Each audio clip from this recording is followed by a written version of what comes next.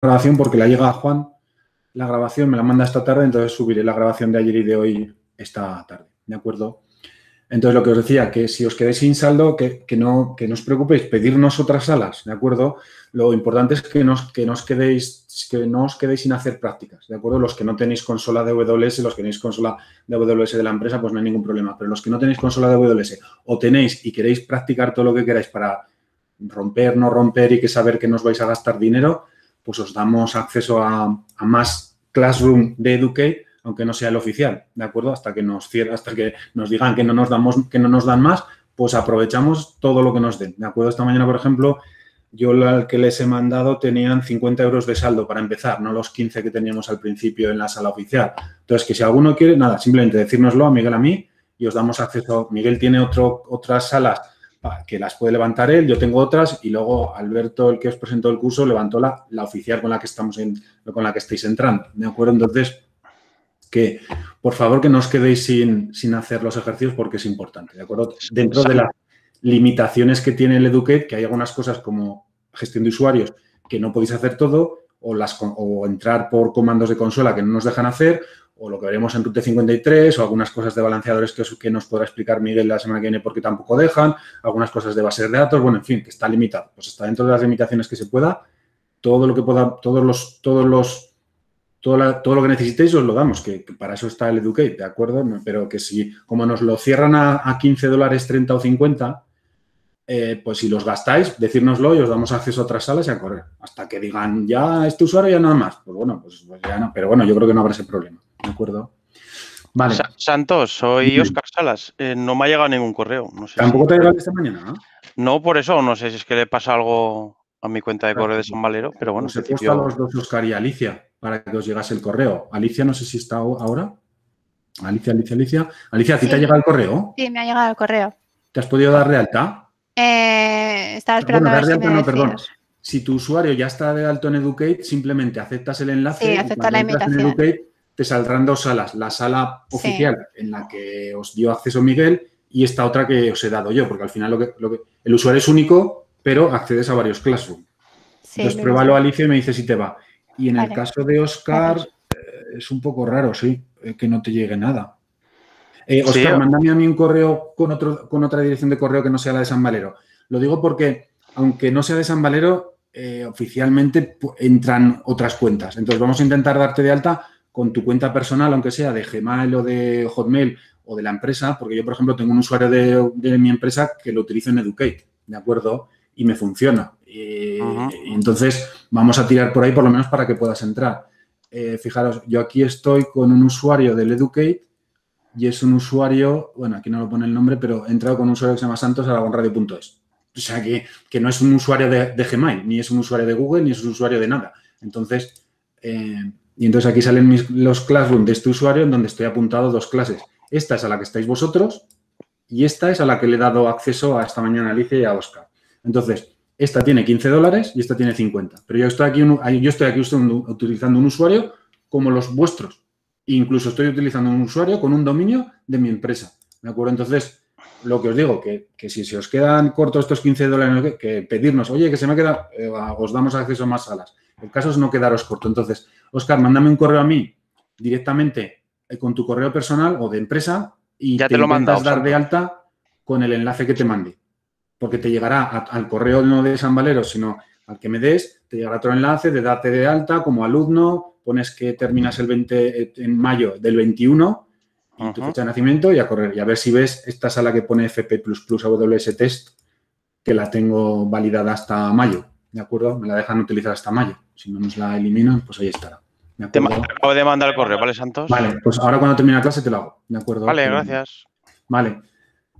Bueno, por repasar muy rápido lo que hicimos ayer y por terminar de verlo para los que no lo visteis y comentar alguna cosa también importante, las diapositivas no las vimos, pero bueno, simplemente EC2, que vamos a hablar ahora, estamos sobre todo en esta parte de máquinas virtuales, la parte de balanceadores y de Scaling Group lo vais a ver con Miguel la semana que viene, muy importante, pero hay que saber primero manejar las máquinas virtuales y luego la parte de almacenamiento la veréis conmigo después de Navidad, ¿de acuerdo? La parte de almacenamiento tanto FS como FS, que almacenamiento elástico de Amazon y el almacenamiento NAS, NFS, por decirlo de toda la vida, lo veremos también, ¿de acuerdo? Estos dos, el EBS y el LFS, lo veréis conmigo. Vale, nos quedó una cosa aquí de Bootstrap, de script, de user data, que ahora os explico lo que es, ¿de acuerdo? Los tipos de instancias, ahora también lo volvemos a repasar, que nosotros cogemos siempre la T2 Micro porque es la más barata y porque es la del free tier, pero lo vemos ahora, ¿de acuerdo? Los hands-on lab que estuvimos yendo a hacer de conectar, los security groups que estuvimos hablando y que repasaremos ahora también, pero es más o menos lo que estuvimos hablando, ¿de acuerdo? Pero ahora os quiero poner otro ejemplo más para que le veáis la importancia que tienen los security groups. Los puertos importantes, esto pues como son estos dos del sector, no tenemos que hablar de lo que es un puerto 22, un puerto 80, un puerto 3389, lo damos por hecho ya que lo sabéis casi todos, el que no lo tenga muy claro que me pregunte y lo haremos fuera o por lo que sea, porque para los chicos de San Valero, por ejemplo, de FP de grado medio, que les damos un poquito de Amazon, pues claro, es que hay que explicarles hasta lo que es el 3389 o el FTP o el HTTPS, pero nosotros en esto no podemos perder tiempo, ¿de acuerdo? Vale. Hay opciones avanzadas de Security Group que vamos a explicar ahora, ¿de acuerdo? Y las conexiones a través de SSH que estuvimos comentando ayer y de consola, ¿de acuerdo? Entonces, por repasar, nosotros ayer ya conectamos por consola y por SSH. La opción de por SSH de PowerShell la vamos a dejar, que nos dio ayer por el tema de los permisos y todo eso. Es un poco más problemático. En las PPTs ni las comenta, pero bueno, como yo lo estoy haciendo con un Windows 10, pues no quise dejar pasar la oportunidad, ¿de acuerdo? He levantado este Linux 0 que está levantado, ¿de acuerdo? Si yo me conecto a esta máquina virtual por PuTTY, si yo me vengo por aquí, sé que tengo un security group y un conjunto de llaves que se llama curso 01, ¿de acuerdo? Pues por lo tanto lo que voy a hacer es simplemente lo que recordamos el otro día, ayer me conecto a la IP, le pongo aquí el fichero, el PPK, que he convertido el PEM a .ppk con la opción del PuTTYGen, ¿de acuerdo? Lo tenéis también en los Hands-on Lab y ya está. Ya he conectado, ¿de acuerdo? Conecto con el usuario. Y entonces, si le doy al visor de HTML por línea de comandos, me saca el Hello World, que es lo mismo que me sacaría si yo vengo aquí y le pongo la IP. No, esto no. Si le pongo la IP, que me ha cogido. Si yo le pongo... Si yo podría abrir aquí directamente que me pone Open Address, ¿de acuerdo? Pero tener cuidado porque estas dos opciones de Open Address me va a HTTPS, ya lo vais a ver. Que esto no lo comenté ayer, pero son manías mías y yo no lo suelo dar ahí. ¿Por qué? Pues porque como no hemos abierto el 443, me da siempre error. Ahí está esperando porque el Security Group no está abierto el 443 y no tengo nada levantado. Solo lo tengo levantado en el 80, ¿de acuerdo? Y ya sale. Ayer no lo comenté y no tengo costumbre de darle aquí, pero bueno, y con el nombre de DNS entero pasa lo mismo. Se va a buscar el HTTPS. Como nosotros en esta máquina no hemos levantado el HTTPS, se queda esperando porque el Security Group no le deja pasar. Le quito el HTTPS y sale. Por nombre largo de DNS, que veremos cuando veamos el Route 53. Esto lo gestiona todo el servidor de DNS de Amazon, que es el Route 53, y por instancia normal. ¿De acuerdo? La parte de Windows que nos quedamos ayer, muy parecido. Tengo aquí un Windows levantado, ¿de acuerdo? Puedo darle también aquí a conectar exactamente igual que con las opciones de Linux. Le doy aquí a la RDP client, entonces me puedo bajar directamente un fichero de RDP para conectar sin tener que hacer nada, ¿de acuerdo? Yo le doy a conectar y entonces me hace un escritorio remoto contra la máquina. O bien pongo la IP o bien en este caso por escritorio. Pero claro, voy a necesitar el password que lo tenéis aquí, que es justo donde nos quedamos ayer, ¿de acuerdo?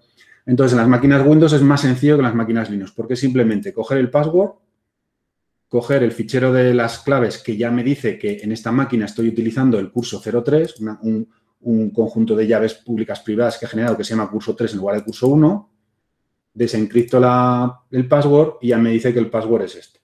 Por lo tanto, yo cojo el password, me voy al escritorio remoto que yo estaba haciendo y le pongo la contraseña y me conecta. ¿De acuerdo? Me da igual que me conecte por el nombre completo DNS o por la IP, ¿de acuerdo? Aquí ahí me está abriendo el escritorio remoto que ahora voy, pero si yo lo hago de esta manera, él me pone el nombre DNS entero, es decir, está haciendo la conexión, como hemos visto en la máquina de Linux, con este nombre entero, el Public IP DNS, y si yo la costumbre muchas veces poner la IP esta, pues son manías, esto cada uno. Pues esta es la máquina de Windows Server que levantamos ayer, bueno, no es la de ayer porque levanta otra, pero bueno. Esta es la máquina de Windows Server T2 micro con 1 GB de RAM, una CPU, que no sé cómo lo hace Amazon, que para tener solo 1 GB de RAM funcionan bastante bien. Las máquinas de Amazon de Windows, siento que es la competencia de Amazon, las tienen muy optimizadas y con 1 GB de RAM van bastante ligeritas. Para tener 1 GB de RAM, me estoy hablando, de un Windows Server. Bueno, pues esto sería la conexión con el Windows, ¿de acuerdo? Son los 2 hands-on LAN que tenéis para hacer para hoy. Os voy a contar un poquito más o menos hasta y media. Me paro hasta y media. Si tenéis dudas y por ahí lo vemos, ¿de acuerdo? Pero no, solo quería hacer un repaso así grande para lo que... Bueno, vamos a los security groups por repasarlos, ¿de acuerdo? Fijaros que aquí yo tengo los security groups. En la parte de la izquierda del menú yo tengo los security groups, ¿de acuerdo? Los grupos de seguridad que estamos comentando. Vale. Cada vez que levantas una máquina, él por defecto te da un security group. Yo aquí he levantado 6 máquinas, aunque algunas las he destruido con el terminate, y entonces he quitado la máquina virtual, pero no he quitado el security group, ¿de acuerdo? Bueno, los security group, como no gastan dinero, pues los puedo dejar y no habría ningún problema, ¿de acuerdo? Pero no tengo por qué hacer esto. Es decir, yo puedo coger y, por ejemplo, levantar un Linux y decir, oye, el Linux que estoy levantando, yo sé que en este Linux 00, si yo me voy a Security, estoy utilizando el Security, el Wizard 3 y ya tengo abierto el puerto 8080 y el 22, ¿de acuerdo? Si yo lanzo una máquina nueva y voy a instalar un servidor Apache con una página web, puedo utilizar el mismo Security Group para no tener que hacer otro, ¿de acuerdo? Por lo tanto, los Security Groups no van asociados uno a cada máquina. Pero aquí, ahora que estamos aprendiendo y lanzamos y no le prestamos mucha atención, podría darse el caso, ¿de acuerdo? O yo, por ejemplo, en este Linux 1 que no tengo puesto un Apache, pero yo intención de ponérselo, que solo tengo puesto el puerto 22 puesto, yo aquí con el botón de la derecha, en seguridad, en Security, yo le puedo cambiar el Security Group, ¿de acuerdo? Tengo puesto el 1, le digo que le voy a poner el 3, lo añado, le quito el 1 y entonces la máquina 1 está asociada al Security Grupo 3 que ya tengo abierto el puerto 70. El puerto 22 que lo tengo siempre abierto, si lo tienes abierto, y luego el puerto 80. Entonces no tengo que... cuidado que al principio a lo mejor los que sois nuevos en Amazon decís, pues cada máquina... No tengo por qué hacer un Security Group para cada máquina virtual, sino que si son mismas máquinas que van a tener el mismo propósito con los mismos puertos abiertos, un único security group y ya está, ¿verdad? Porque además si no es casi imposible. Bueno, estos security groups, aunque yo tengo aquí acceso directo, realmente esto es más parte, está a caballo entre varios servicios, pero esto es más parte del servicio que tardaremos en ver, que es el de las redes, ¿de acuerdo? Que os comenté ayer un poco, pero como Miguel también nos va a comentar alguna cosa estos días sobre las redes y por ahí, pues un poco solo os lo comento. Aquí en la parte de VPC, porque son las redes y es tremendamente importante, aunque tardaremos en ver todos estos menús, tenéis lo mismo, tenéis aquí los security groups, ¿de acuerdo? Como los grupos de seguridad se utilizan tanto, están en varios sitios de los menús de Amazon, ¿de acuerdo? Entonces, que lo podéis coger aquí, lo podéis coger en C2, pero son los mismos. Ya veis que son exactamente los mismos y que en ese sentido no hay ningún problema. ¿De acuerdo? Repasando lo que os comenté ayer, sobre todo es cuando creamos una cuenta de Amazon, nos crean un VPC, que es como si creamos una red para nosotros. En este caso me dieron este ID de VPC con un CIR, con un tipo de 172, con una clase A/16, ¿de acuerdo? Para poder utilizar. Yo esto no lo creé. Luego, a partir de aquí, nosotros podemos crear más VPCs para hacer las infraestructuras que haremos a posteriori, ¿de acuerdo? Pero tenemos que avanzar en otros temas. Y, a su vez, sin haber creado nada, yo no he creado nada, me lo creó él directamente, te crea 3 subredes, ¿de acuerdo? 3 subredes con los rangos, el /20 del 3132, el 31.0 y el 31.16 con el /20, ¿de acuerdo? Esto, los que no lo tengáis muy claro, cómo se hacen subnettings, cómo se hacen supernettings, el que es el direccionamiento de tipo B, el direccionamiento CIDR, es importante, no sé si tendremos que parar un día para explicarlo a finales de enero, porque será cuando empecemos con todo esto, pero es importante tenerlo claro porque está en la base de todo lo que haremos en redes, ¿de acuerdo? Ahora mismo nos da igual porque levantamos una máquina virtual, está funcionando, sabemos que tenemos 3 zonas de disponibilidad, la ponemos y funciona. Bueno, ¿pero funciona por qué? Pues porque Amazon te lo da esto todo predeterminado, ¿de acuerdo? Pero bueno, era simplemente un poco por recordar esto. Y por terminar con los security groups, por ejemplo, yo tengo aquí un security group que le he llamado BDDH, ¿de acuerdo? Vale, entonces, ¿qué es lo que ocurre? Que fijaros que yo he abierto un security group que ahora mismo no lo tengo puesto a ninguna base de datos, pero que era para que os deis cuenta lo que haremos al futuro y que los security groups son tremendamente importantes. Y esto es más o menos parte de las diapositivas que tenéis en el temario, pero lo explico con mis palabras. Fijaros, aquí tenéis un ejemplo. Es un ejemplo relativamente sencillo de una infraestructura sin duplicar, sin tener alta disponibilidad, de que alguien llama a nuestro Internet Gateway de Amazon para llamar a estas páginas web que levantamos en un Apache o en un Internet Information Server de Microsoft, de Windows Server, y detrás hay una base de datos, sea Aurora, sea MySQL, sea SQL, lo que sea. Entonces, la conexión entre la máquina de base de datos y la DC2, hay muchas formas de securizarla. Ayer vimos una que era el rol de gestión de usuarios, que os dije, hay una opción para darle un rol a las máquinas virtuales, ¿de acuerdo? Y para que solo una máquina virtual lea recursos del RDS. Entonces, si alguien entra por aquí, nadie va a leer de la base de datos porque solo puede leer la máquina virtual EC2 a través de un rol que se hace en el asistente, ¿de acuerdo? Pero hay otra cosa asociada a Security Group también muy importante, lo que, por ejemplo, lo que os estoy comentando.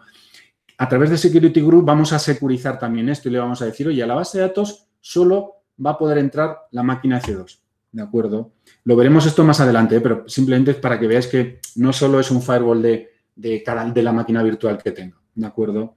Entonces, yo tengo un Security Group donde solo le dejo el SSH para la gestión y donde solo le abro el puerto 3306, que es el de MySQL y Aurora, que ya veremos, Aurora es el MySQL de Amazon, y que solo le voy a dejar entrada a través de otro Security Group, ¿de acuerdo? Yo edito esto y entonces aquí el puerto SSH, lo mismo, podría aquí abrir el HTTP o lo que sea, pero como es una base de datos no me interesa, y le digo que abro el Aurora, pero solo déjame pasar a las máquinas que tengan asociadas el Security Group ¿de acuerdo? Entonces, ¿qué es lo que ocurre?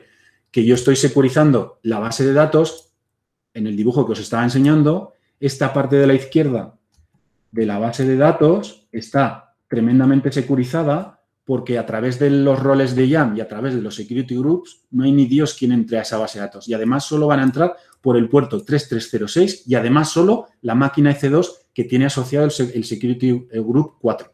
¿Entendéis lo que estoy diciendo? Más o menos. Lo veremos más en el futuro, ¿eh? Pero, claro, lo tenéis que más o menos interiorizar, aunque sea un poquito. ¿Se entiende lo que estoy diciendo más o menos de los Security Groups?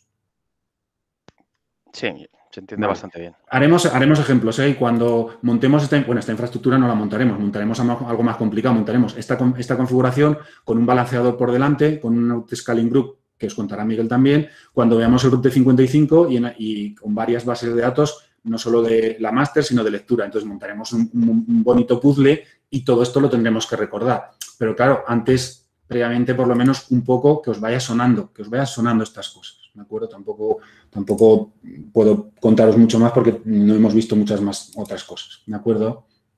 Bueno, más cosas. Cuando yo vaya a lanzar una máquina, ahí en las diapositivas había una cosa que se llama Bootstrap User Data.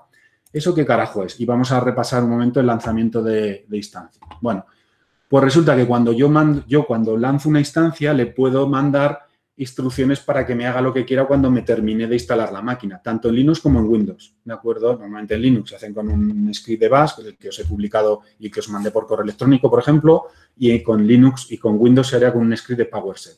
Y de tal manera que cuando me termina de instalar la máquina, oye, instálame el Apache, el PHP, oye, instálame el Internet Information Server y bájame de un FTP una aplicación para poner en el servidor web o lo que sea. Lo puedo automatizar, ¿de acuerdo? ¿Dónde está eso? En los asistentes, ¿de acuerdo?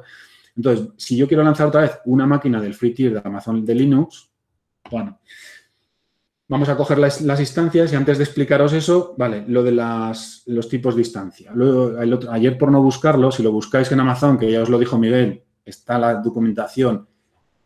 Vamos, yo estoy con Miguel. No he visto mejor documentación en la vida de los productos. Esto no sé cuánta gente tiene que tener la gente de Amazon. haciendo documentación. Está todo muy bien documentado. Bueno, si buscamos por tipos de instancia en un buscador, prácticamente sale. Entonces, todas las nomenclaturas de los tipos de instancia que nosotros solo cogemos las T2, ¿de acuerdo? En la T2 micro, pues te dice, oye, las T2 micro, utilízala para nivel base de rendimiento de CPU con la posibilidad de ampliar, no sé qué. Pero tienes las A1 que te dice, oye, las instancias A1 son para tal, las M5 para temas que tienen microprocesadores Intel Xeon porque vas a hacer algo que te interesa que tengan las máquinas Intel Xeon. Pero aparte de la izquierda las tienes, dice, oye, yo quiero unas máquinas optimizadas para almacenamiento. Pues coge de la familia L3, la D2, la H1, que quiero instancias con otras características, que quiero instancias que tú las has optimizado para que la gestión de la memoria las hagas mejor. Pues vete a las R6, a las R5, a las R4, son familias que van ellos generando y te salen todas en el asistente, ¿de acuerdo? Todas estas que estamos haciendo en el asistente, que nosotros siempre cogemos simplemente la T2 siempre porque es la del free tier, oye, cogemos esta, no nos vamos a ninguna de estas. Bueno, pues esta es otra de las cosas que como solución de arquitecto, el día que se te presenta un proyecto dices, ostras, espera, que tendré que pensar aquí a ver qué máquina le tengo que dar, porque resulta que si va a ser para cosas de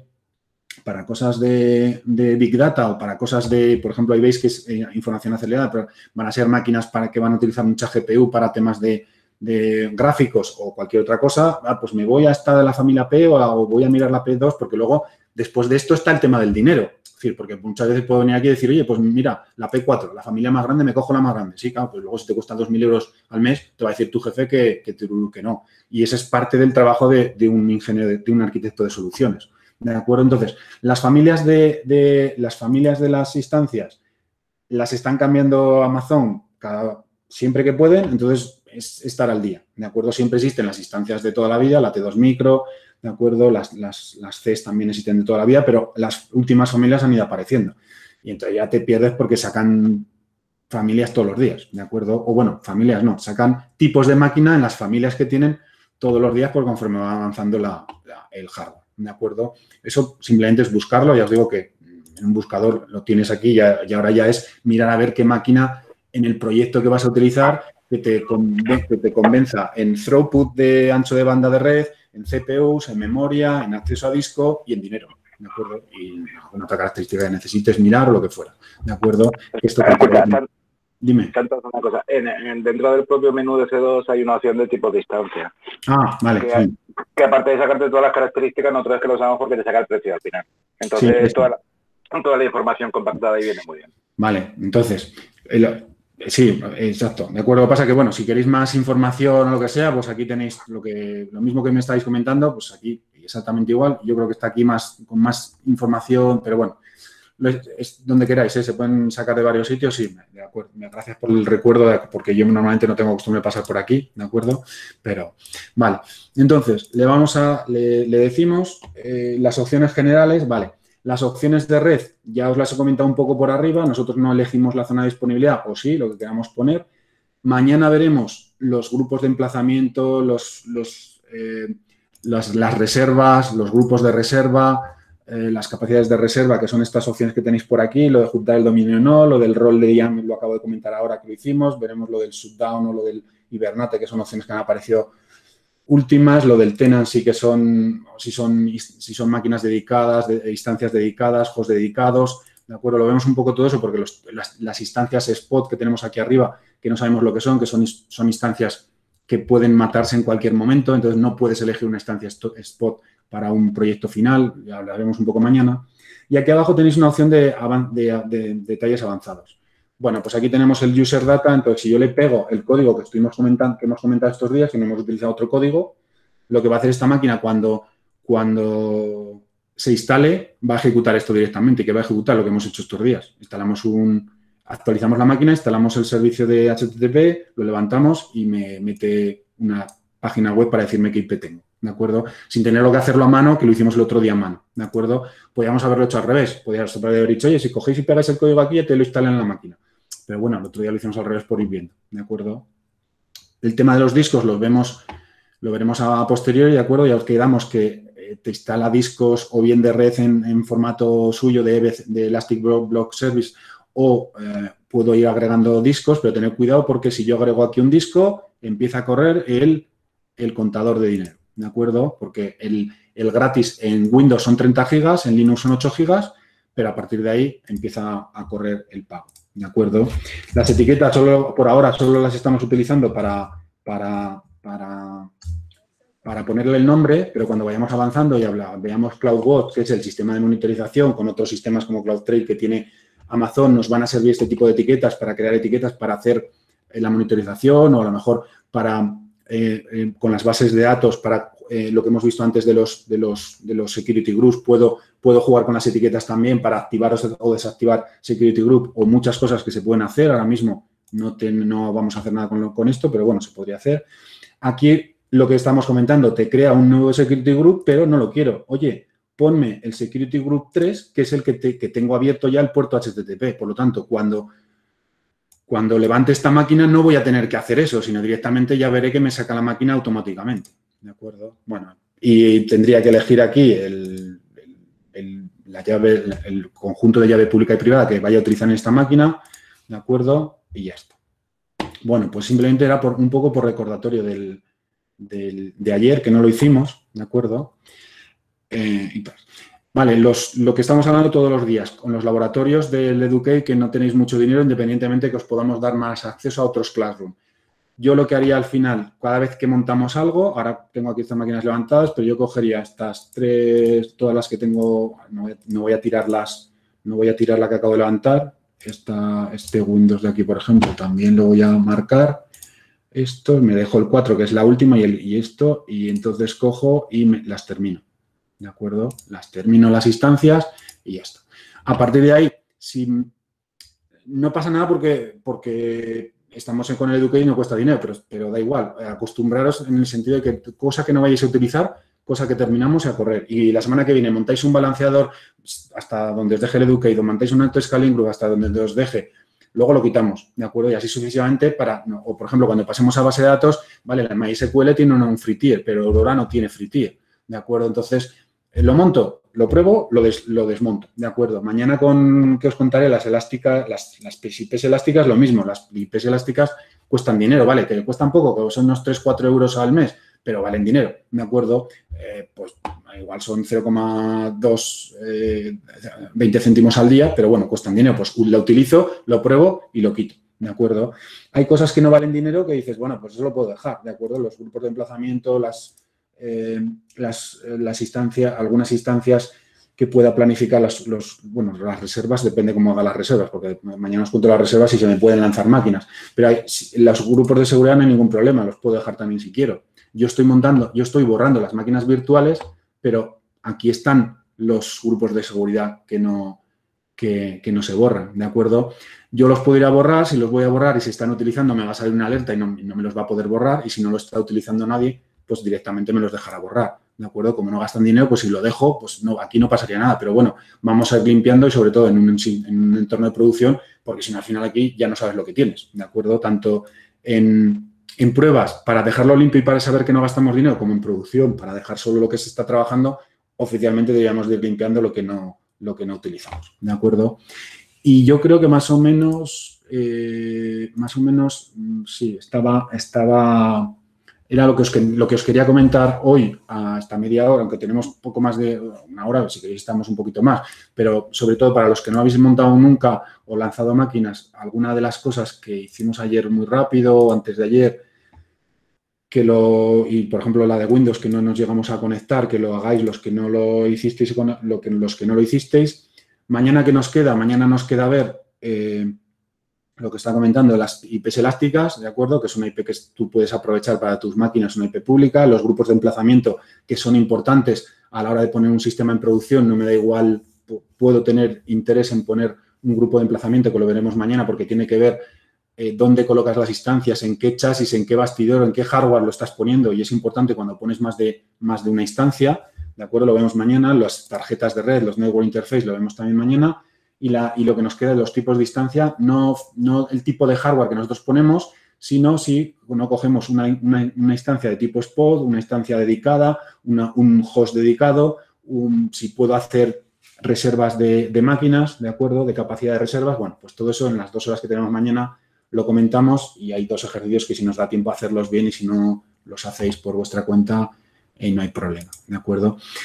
Pasa lo mismo que esta mañana os he dejado aquí bueno, esto lo he dejado ahí, pero luego lo he metido también en el taller de hoy, ¿de acuerdo? Si nos vamos al taller de hoy, bueno, al final he dejado todo para que cada uno hagáis lo que queráis, tanto esta media hora como el fin de semana, como cuando tengáis tiempo, porque luego, claro, la vida profesional, no sé si os dejará hacer todos los talleres y todas las prácticas que os decimos, pero desde los de IAM que estuvimos comentando, tanto el PDF como el Quick Labs, ¿de acuerdo? Por cierto, en el Quick Labs ya, no he entrado, pero voy a entrar. En el Quick Labs, vale, ahora sí que me ha dejado. Fijaros, yo en este Quick Labs que os comenté, yo no he pagado, tengo 80 créditos, ¿de acuerdo? Entonces, tú te haces la cuenta y si os digo la verdad, no sé cuándo os dan créditos. Yo no he sido consciente de cuándo me han dado los créditos, ¿de acuerdo? Entonces, el Quick Labs de IAM es gratuito. Pero si yo por ejemplo, voy a hacer un autoescalado, un grupo de autoescalado, que lo veréis con la semana que viene con Miguel, o yo voy a hacer aquí la introducción a Amazon en la EC2, me pone aquí un crédito. Entonces, yo sí lo podría hacer porque de aquí me quitarían un crédito, ¿de acuerdo? Pero claro, cuando te haces un usuario nuevo, no tienes créditos. Yo no soy consciente de cuándo me dieron los 80, ¿de acuerdo? Porque no he pagado. Entonces, la otra opción, que no sé cuánto valen los créditos en el rollo este del Quick Labs, si os digo la verdad, no compran nunca créditos, ¿de acuerdo? Los que no tenéis cuenta de Amazon, pues no lo sé, podéis también tirar de esto si 100 créditos son 10 euros. Claro, si 100 créditos son 100 euros, pues no, ¿de acuerdo? Pero bueno, haceros el usuario, si os lo habéis ido haciendo, no sé, igual os dan también créditos nada más empezar. Pero bueno, no os he colgado de Amazon EC2 porque no lo podréis hacer. ¿De acuerdo? Porque cuando lanzamos el laboratorio te pide gastar un crédito. Y entonces con las cuentas, si no tenéis, por eso no os lo he publicado y entonces lo hacéis en el Educate, que para eso tenemos el Educate. Lo que pasa es que el Educate en algunos momentos termina. Y luego os he colgado de esto, tenéis miles y miles y miles step by step en Internet, tanto de Amazon como de otras empresas. Os he colgado una que tiene step by step bastante chulos, ¿de acuerdo? Para los que esto lo habéis hecho por primera vez. Entonces, tenéis lo mismo que hemos hecho ahora, ayer y hoy, antes de ayer, paso por paso. Lo único que las pantallas son menús antiguos. Y Amazon, como ha cambiado la consola, ¿de acuerdo? Aquí arriba tenemos un menú que pone New Experience. Si yo la quito, ¿de acuerdo? Tengo ya los menús tengo los menús que más o menos veis en esos enlaces que os he pasado. Este tipo de menús, ¿de acuerdo? Entonces, hay de todo, hay enlaces nuevos y enlaces modernos. Entonces, pero bueno, al final se encuentran los menús igual, lo podéis hacer exactamente igual. Entonces, al final instalas la máquina, no hay ningún problema. Y esta es una variación de lo que hemos hecho ahora. Se instala el PHP, pero lo que hace es, a través de un get de FTP, se coge una aplicación, ¿de acuerdo? Y se la baja y en lugar de salir lo que yo os he sacado del número de IP de la máquina, pues os saca la imagen esta del Beautiful Heart. Pero es exactamente lo mismo que hemos hecho nosotros, pero nosotros le hemos puesto simplemente un HTML para que nos diga la IP interna en la máquina virtual. Y lo mismo con el otro, ¿de acuerdo? Exactamente igual. Y la de Windows también estaba, e incluso os he subido uno para que le hace la instalación con PHP, este de aquí, ¿de acuerdo? Instala lo mismo, un Linux, una instancia de Linux, un Apache y luego instala el PHP, pero bueno, esos son comandos de Linux que nosotros no entramos ni salimos, ¿de acuerdo? Pues bueno, los tenéis ahí para mirar y ya está. Y luego los otros dos que os subí ya la semana pasada, lo mismo que acabamos de hacer. Una instalación de Linux y conectarnos y la de Windows, que la acabamos ahora de repasar porque ayer fue justo a las 8 menos 5 y no conecté, pero bueno, exactamente igual el esquema y entonces la máquina a la que me conecto es un Windows, pues lo que acabamos de hacer, ¿de acuerdo? Y al final conectas por HTTP y te sale, pues lo que hemos visto por RDP y te sale la máquina virtual que acabamos de ver. Por lo tanto, no hay ningún problema. Pero los que no tenéis consola de Amazon, los que no lo habéis hecho nunca, pues esto hay que hacerlo 4, 5, 6 veces o 7 y 8, porque la semana que viene, cuando Miguel empiece con los balanceadores y con los grupos de autoescalado, claro, ¿cómo vas a hacer el grupo de autoescalado? ¿Cómo vas a hacer los balanceadores? Con mínimo 2 máquinas, mínimo. A partir de ahí podéis hacerlo con 3, 4, 5 o 50, ¿de acuerdo? pero si no nos queda, si no estáis acostumbrados a lanzar máquinas, pues claro, iremos los próximos días, tanto Miguel como yo, vamos a hacer esto. Lanzo una máquina, bueno, lo dejo trabajando, me voy al servicio de DNS, voy a meter unas entradas de DNS de tipo de latencia, de peso, un alias, un CNAME, un registro de tipo A, lo que sea, y hay que estar atento a lo que estemos en ese momento, pero eso tira de instancias de C2 que ya no explicaremos, pero que yo os diré, oye, he lanzado dos instancias, me voy al Route 53. Entonces hay que tener un poco de agilidad en esto de las instancias, ¿de acuerdo? Pero bueno, es lanzar 20 instancias y al final son todas iguales, entonces no tendríais por qué tener ningún problema. Los que no lo habéis hecho nunca, los que tenéis consola de Amazon, hasta ahora no hemos visto más que el ABC del Amazon, de AWS, lo mínimo que se ve cuando se empieza.